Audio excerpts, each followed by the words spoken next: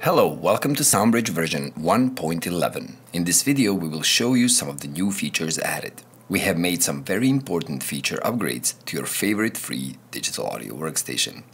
First feature I'm going to show you is the tempo automation.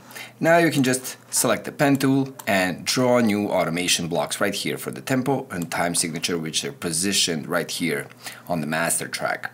So I can draw in a block just like this, an automation block, and mind you, the first block you drew in is going to be the one that's going to, change the tempo from the beginning of the song. So we can actually automate the tempo to be a different tempo at some point. So maybe I would draw in a new one like this and make the tempo go down. And the tempo would immediately change once it reaches this block. Or we could make that tempo ramp downwards. So starting from this block right here, it's going to be 158 BPM and then slowly ramp down to 111. So you can ramp or instantly change the BPM to whatever you want. And that also works for time signature. So now the time signature can be automated as well. You can just choose the time signature in this box and that's what's applied. So we can actually apply a new one right there. Let's say 3/4, and that will essentially, as you see, change the way our grid looks. So essentially you're changing the time signature and tempo with automation blocks, just like any automation in SoundBridge. Now, please take note that the sequencer defaults to 4/4 time signature once there are areas that are not covered by any blocks. Now, the next feature I want to show you is the punch in and punch out recording, and whoever is really familiar with recording knows how that works. But let's say I wanted to record something from the rhythm section right there. Yep, anything from the inside. So I could actually record onto this track only from the left and right marker positions, meaning that once punch in is enabled, the recording on this track will only begin right there where the loop marker starts. Just like this.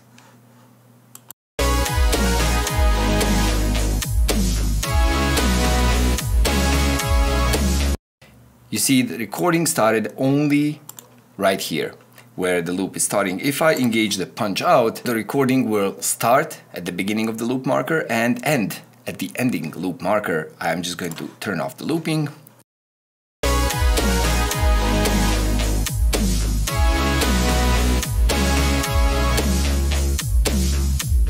Just like that. Like in any other digital audio workstation, the punch in and punch out serves its purpose, so you could record just parts of certain passages when it comes to live instruments. This is really helpful. One thing you can also notice is this is the example track from SoundBridge, but now the tempo is seriously changed and much slower due to this automation right there. Disregarding that, the next feature I want to show you is the shortcuts. So if we enter preferences, you will see a new tab right here that's called shortcuts. And here you can see all the shortcuts that are available in SoundBridge. And you can also assign your own shortcuts. Right clicking here, pressing something else, let's say Control J, and assigning that to the file new action, just like this. You see? And now a new file is Control J. Done. Bam. So you can change the shortcuts to whatever you see fit. And the best, I think, for last is our multi-window support. Now, everything in SoundBridge has been reworked to actually be detachable. And what I mean by that is that any of these widgets, including the file browser, the mixer sequencer, editor and mixer and mapping, insert rack, and the transport bar can be detached, just like this.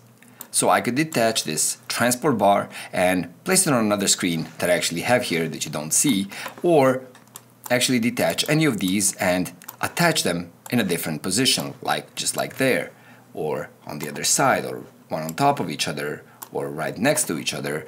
Or I could actually detach this sequencer right here and move it somewhere else. And now I have the mixer in one and the sequencer on another screen. Now take note that every widget can be detached by clicking and dragging in the blank space, for the exception of the transport bar and the sequencer mixer. You have to click this grip pad on the transport bar to detach it.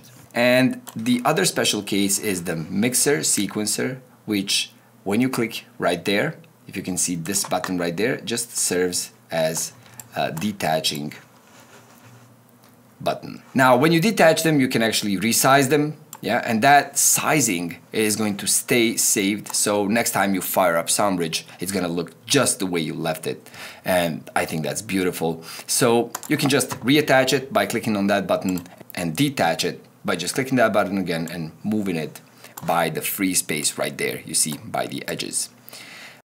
Now that also works for other widgets, just like this insert rack or this editor. You can double click it, it's gonna snap back into place right there where you left it last. So if you see connected somewhere else, that's where it's going to be remembered to stay. And you can of course move everything around, up and down. You can move this editor box on top, you could move the transport bar on top or to another screen. So it's all really modular in a sense of how you want it to look and where you want things to be, so that you can actually populate 2 screens or 1 screen in the best configuration you see fit. Have fun using SoundBridge. We hope you like the new features we added.